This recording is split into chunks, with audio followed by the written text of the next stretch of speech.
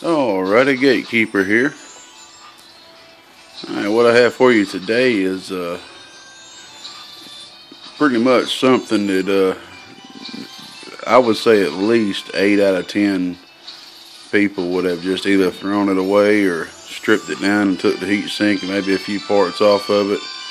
When I received this, it had, let's see, it didn't have a relay. It didn't have an output transformer. Didn't have no power wires.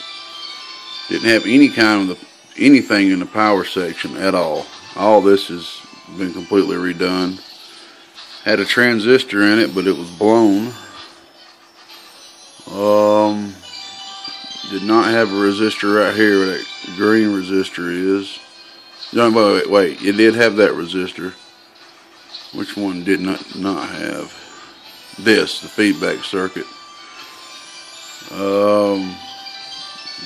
Did not have this 100 picofarad right here. It did not have, I don't think it had any wires on the SD1446. I could be wrong. But anyway, it was trashed. It was completely trashed. And I noticed the receive amp button works only half the time, meaning the actual physical pressing of it. First off, let me show you how much we're going to be driving into this.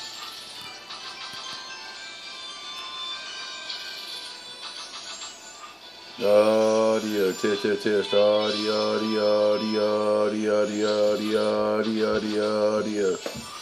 Alright, we're going to be driving about 20 watts PEP into it.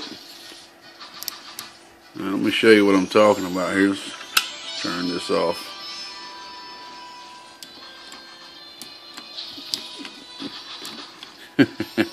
You have to press it right. Just tell you the truth, if you're a person that likes using preamps, when you finally get this pressed in, just leave it pushed in.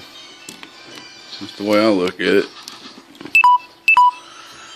Come on now, right when I'm trying to push it in, it ain't gonna push in, is it? Okay, hold on, buddy. I'm almost done with this video. Sorry about that.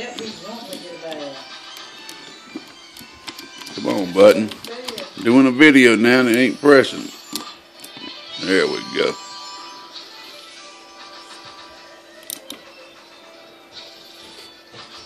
Alright, it's in and the preamp is working. Alrighty. And another thing is, this is supposed to be a low high button. It doesn't work. I'll be honest with you. I've looked at the schematics. I've attempted to put more resistors in line with it. Any resistors I add to it actually takes resistance away, since they already have this one. Turn the light back on. Since they have this one in already, so it's just putting more in parallel. And as you know, there are traces up under the board as well, so basically it's just the same power all the time. This does nothing. Maybe if you know a little bit more about these particular amps than I do, maybe you can add a resistor in there for low power. But be honest with you, amps this small, you don't need no high and low. You know, I mean, come on, man. This amp does what, 80 to 120 watts. I mean, I guess maybe, you know, it'd be nice to get it down to 40 if you needed to do a little bit less. But so anyway, be honest with you, there's nothing too special about the amp. It is what it is. It pretty much just works, and that's about it. It does work very well. That's, you know, it works the way it should. We got a 1446 in here also, by the way. Had to do a little bit of retuning for that on the output right here. I had to put a 150 in. I think there was a 190 or in there, 180, and the input actually was okay. I just had to do that to get I got about 20 more watts out of it by putting the 150 in there. Alright, here we go. Let's put on 13.8 volts first.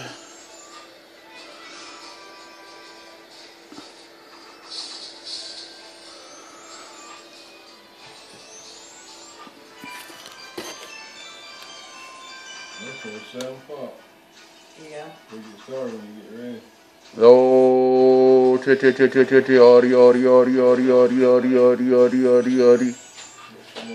alrighty, right there to 100 watts.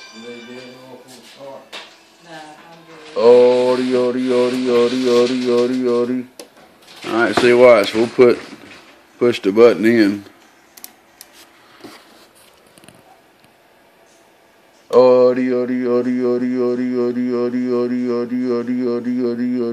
You see, it don't do nothing at all, hardly. I mean, we're talking about 5 watts difference.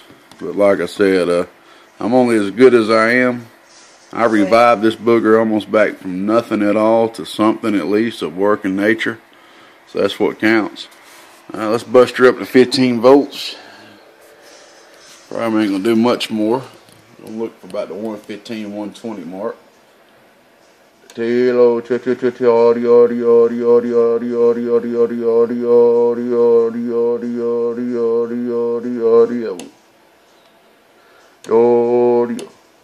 see the reflect here, it's a 10 watt slug. Let's let it focus in. That's a 10 watt slug. The 2 on there will be 2 watts up under at the bottom. This light's getting in the way. The 2 will be at the 2 at the bottom will be 2 watts, 40 will be 4 watts. So